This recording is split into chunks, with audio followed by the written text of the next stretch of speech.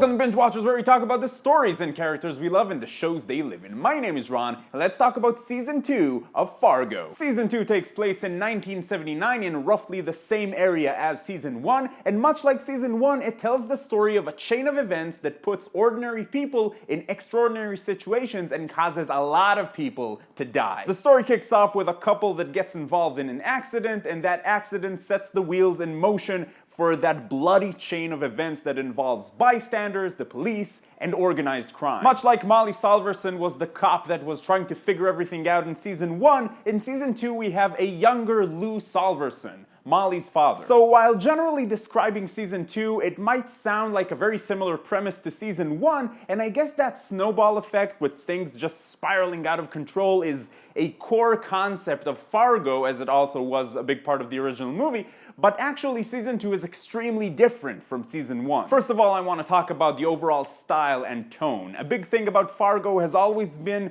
telling a pretty dark story in a way that's almost too much fun. This season takes this concept to a whole new level. The editing style, the music, holy shit, the music in this season is fantastic. If you're not smiling by the end of every intro to every episode, you, my friend, have a heart of stone. The thing is, the style doesn't take anything away from the story. You can still feel the weight of everything that's happening. The upbeat music and artistic editing is a sharp contrast to the terrible things that happen on screen, but it doesn't make light of them. Somehow it all just works. The cinematography is beautiful and nothing is just simply presented to you. Everything that happens is so visually pleasing. A fight is not just a fight. It will always be done artistically with Fargo's unique style. And even most conversations feel kind of special. Also, the editing and the split screens, it doesn't just feel like something they're doing to impress us. Obviously, it looks very cool, and that alone is a good enough reason to do it. But it feels like a storytelling device, an effective one. The performances in the show were great all around, but Kirsten Dunst,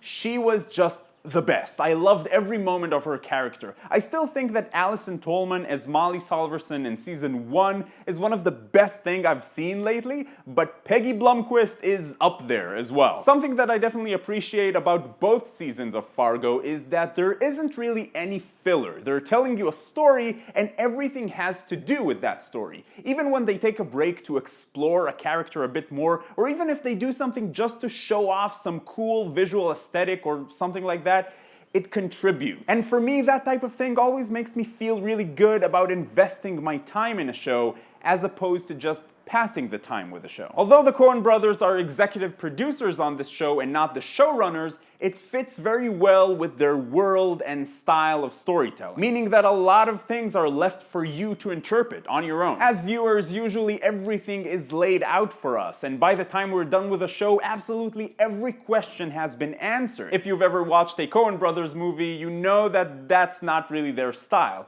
A lot of things just happen because they happen, kind of like in real life. And a lot of things are up to you to make them your own and come up with your own reasons for them. For some people that might be a little frustrating, and for others it might enhance the experience. This is very much the case with Season 2 of Fargo. All in all, the story is very coherent and you understand why characters do things and what drives them.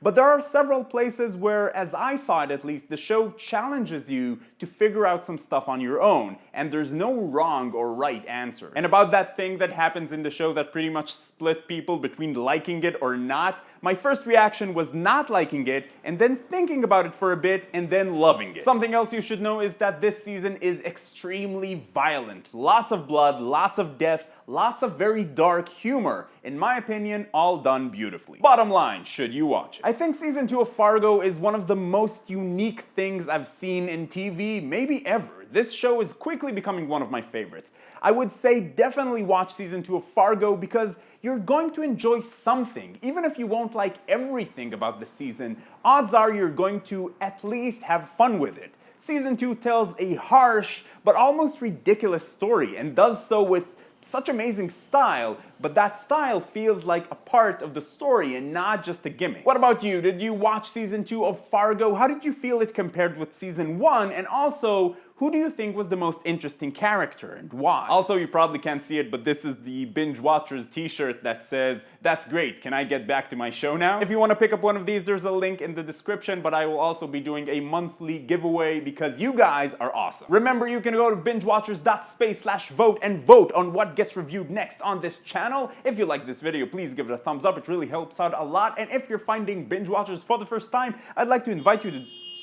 Well, thank you, but I'd like to invite you to join the Binge Watchers community talking about TV with us. It's a lot of fun, but in any case, keep binging, and I'll see you next time.